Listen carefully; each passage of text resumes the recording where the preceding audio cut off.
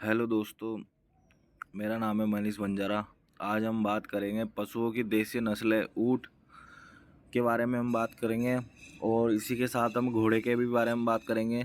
इसी वीडियो में हो जाएगा घोड़े का भी कि घोड़े की कितनी नस्ल है और ऊँट की कितनी नस्ल है, ऊँट कितने प्रकार के पाए जाते हैं। ये आपके पशु परिचय पार्ट बी में आपके टॉपिक लगता है पशुओं की देसी नस्ल ऊँट एवं घोड़े, है ना। तो अब सबसे पहले अपन ऊँट के बारे में चर्चा कर लेते हैं। ऊँट क्या होते हैं, कैसे होते हैं। जैसे कि आप देखो, ये आपने ऊँट का फोटो देखा होगा। ये ऊँट को रेगिस्तान का जहाज भी कहा जाता है ना। चलो आगे बढ़ते हैं अपन इसी के साथ पहली नस्ल पे ही। पहली नस्ल तो क्या, पहले थोड़ा बहुत ऊँट के बारे में जान लेते हैं अपन। ऊँट दो प्रकार के होते हैं।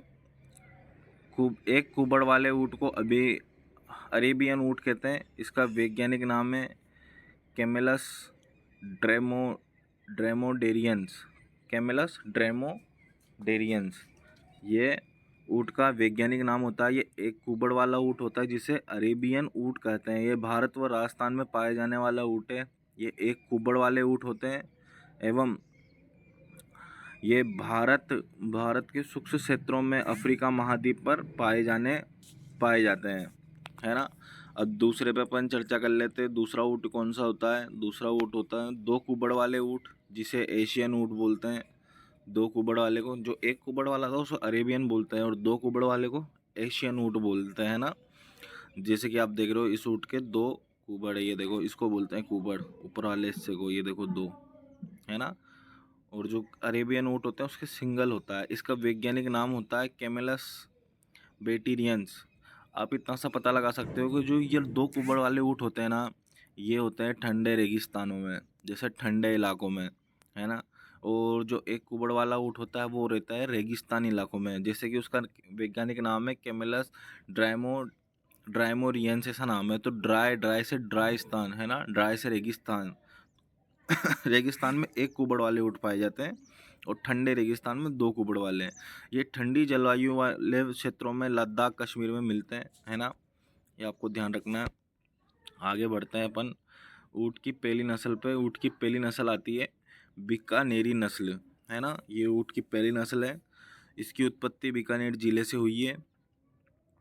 और ये देख लो आप, बीकानेरी ऊँट ऐसा दिखता है कुछ इस प्रकार का। ये एक सिंधी नस्ल व बलूची ऊँटों के संकरण से तैयार हुआ है। जो बीकानेरी ऊँट है ना, तो वो एक सिंधी नस्ल के ऊँट और बलूची नस्ल के ऊँटों से मिलकर तैयार हुआ है। खोपड़ी गोलाकार व उठी हुई होती है। जो इसकी खोपड़ी होती है ना, ऊपर की तरफ ये गोलाकार और उठी हुई होती है, ऊपर की तरफ उठी हुई होती है। और वहाँ एक गड्ढा होता है जिसे स्टाफ कहते हैं। क्या कहते हैं? स्टाफ। एक गड्ढा होता है जिसे क्या कहते हैं? स्टाफ। आगे बढ़ते हैं।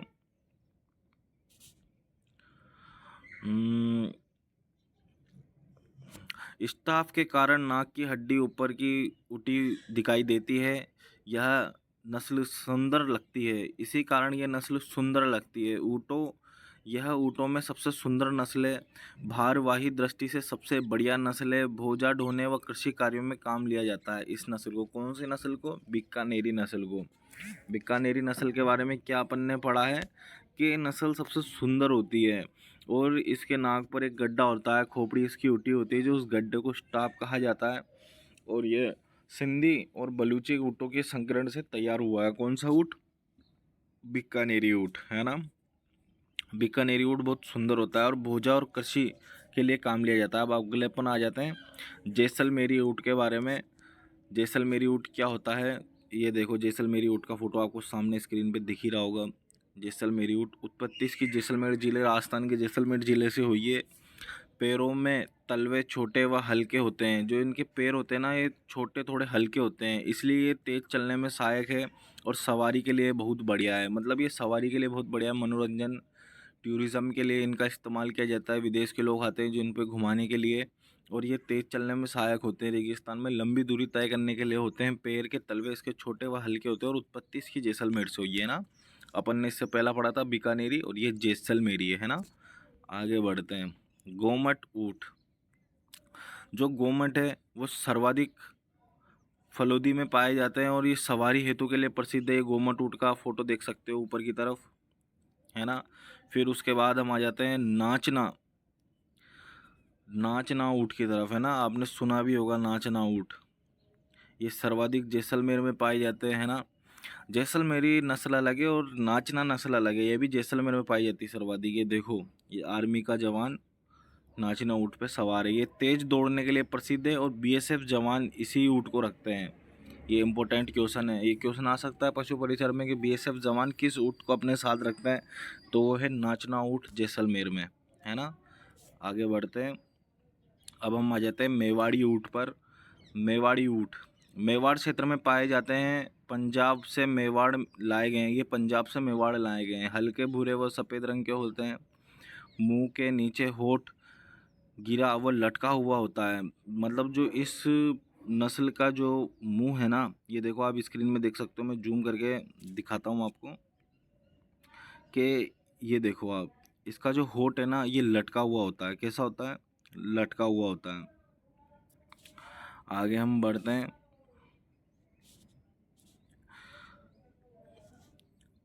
हल्के भूरे या सफ़ेद रंग के होते हैं। मुंह के नीचे होठ गिरा हुआ या लटका हुआ होता है ना।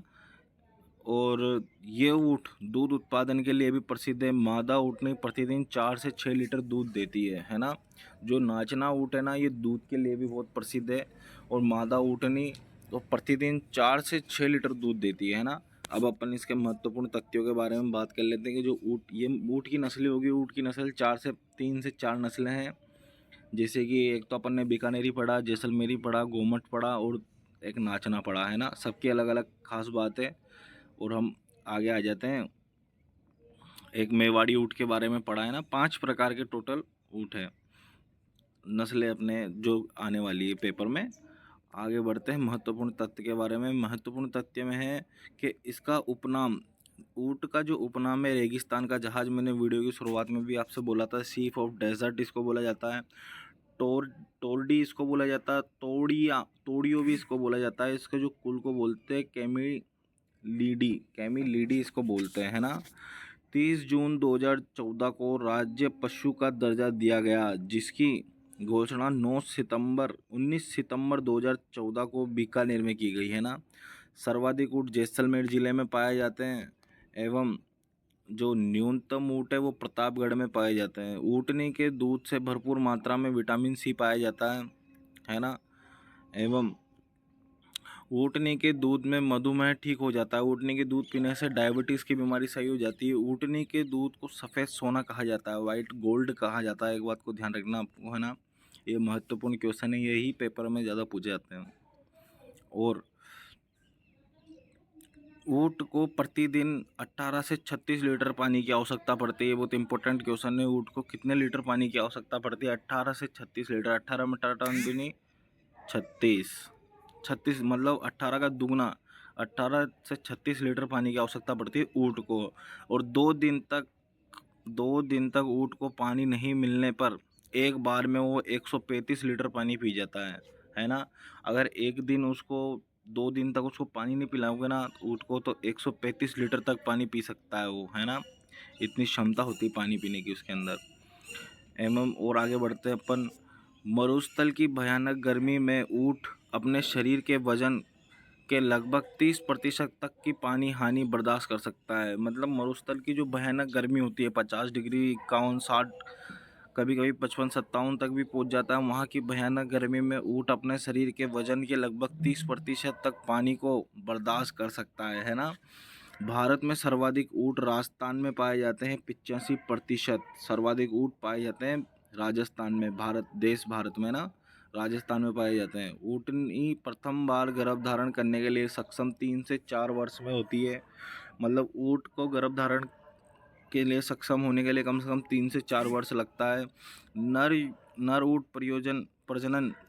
प्रजनन योग्य परिपक्व होना, 5 से 6 वर्ष की आयु में नर परिपक्व हो जाता है नर ऊँट।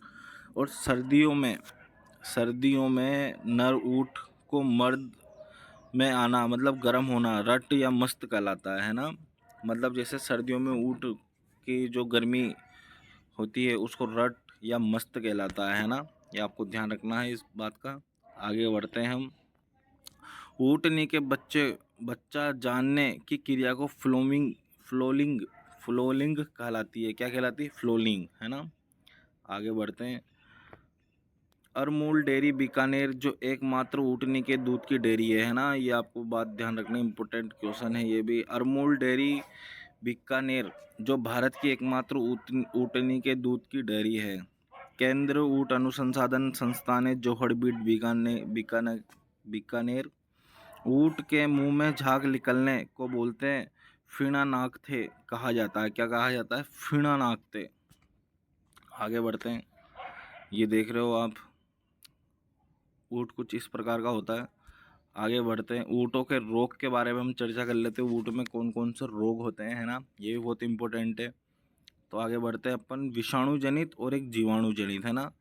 विषाणु जनित, ऊँट माता कैमल पॉक्स, इसको कैमल पॉक्स कहते हैं। जैसे कि अपने आती है ना, बच्चों के माता जी आ जाती है तो अपन बोलते हैं चिकन फॉक्स, तो अपन ऊँट में माता आती है तो उसके क्या बोलते हैं? Camel fox. और अस्थाई भी होता है और रेबीज रोग भी होता है। रेबीज जो कुत्तों के द्वारा फैला जाता है, ये ऊँटों में विषाणु जनित रोग है। और जीवाणु जनित रोग है एंथ्रेक्रस गेल्टी रोग, है ना। एंथ्रेक्रस गेल्टी रोग, गलघोट, एचएस और ब्लैक कार्टर्स, ये जीवाणु जनित रोग है। आगे हम बढ़ते हैं। परजीवी व प्रोटोजोआ जनित सर्वा त्रिबर्सा खुजली पाँव, ये मतलब परजीवी और प्रोटोजोआ की वजह से ये दो रोग होते हैं। ये सर्वा त्रिबर्सा और खुजली पाँव, है ना। और ये सर्वा रोग त्रिबर्सा के कारक है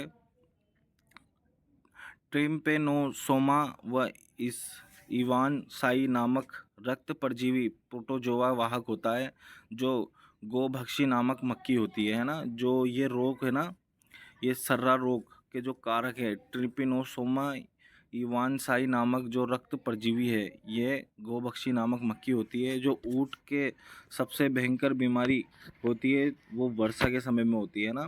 ऊँट के अंदर जो बीमारी होती है सबसे ज़्यादा जानलेवा बीमारी, वो वर्षा के समय में होती है। कौन सी होती है? वर्षा के समय में होती है। जब ऊँट के ऊपर पानी गिरता तो वो उसके अंदर नमी हो जाती है, फिर ये गोभक्षी मक्खी आती है, फिर उसका खून चूस लेती है।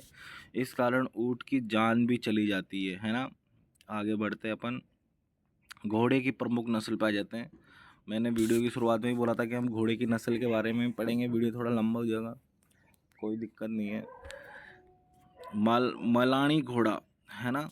मलानी घोड़ा प्राप्ति स्थल इसके सिवाना, बाड़ोतरा, बाड़मेर। ये देखो, मलानी घोड़ा ऐसा दिखता है। राजस्थान का सबसे मजबूत नस्ल व सबसे बढ़िया नस्ल है कौन सी? मलानी घोड़े की। आगे हम बढ़ते हैं। काठियावाड़ी घोड़ा, जो ये काठियावाड़ी घोड़ा होता है, ये काठियावाड़ी गुजरात से के लिए प्रसिद्ध है। काठियावाड़ी गाय भी होती है ना, जिसे गिर गाय भी बोला जाता है। काठियावाड़ी गुजरात की जगह सांचौर, जालोर, सिलोई जिलों में पाया जाता है। रंग इसका बिल्कुल सफ़ेद होता है, देखो सफ़ेद रंग। और वो मलानी घोड़ा थोड़ा काला था, है ना। और राजस्थान की सबसे सुंदर घोड़ा माना जाता है ये। राजस्थान का सबसे सुंदर घोड़ा माना जाता है कौन सा? काठियावाड़ी घोड़ा। आगे बढ़ते हैं। इसका सिर अरबी घोड़े से मिलता है। किससे मिलता है? इसका जो सिर है ना, वो अरबी घोड़े से मिलता है। आगे हम बढ़ते हैं। मारवाड़ी घोड़ा, ये देखो मारवाड़ी घोड़े को, ये मारवाड़ी घोड़ा ऐसा होता है। जोधपुर के आसपास के क्षेत्र में पाया जाता है। अगर मारवाड़ी घोड़ा तो मारवाड़ क्षेत्र में ही पाया जाएगा। राजस्थान में सर्वाधिक घोड़ों की इसी नस्ल है ना। स्वामी भगत सेवक होते हैं ये। स्वामी भगत सेवक होते हैं ये स्वामी से अपने जो मालिक होता है उससे बहुत प्यार करते हैं। महाराणा प्रताप का घोड़ा भी इसी नस्ल का घोड़ा था। जो राष्ट्रीय औसत इसी नस्ल का घोड़ा था महाराणा प्रताप के पास। कौन सा? मारवाड़ी घोड़ा। और राष्ट्रीय औषध अनुसंधान केंद्र कहाँ पर है? जहाँ ऊँट का है। केंद्रीय अनुसंधान जहाँ ऊँट का है ना, वहीं राष्ट्रीय अनुसंधान केंद्र जोहड़बीट बीकानेर में है। यहीं अपनी क्लास ख़त्म होती है। चैनल को सब्सक्राइब करें और लाइक करें।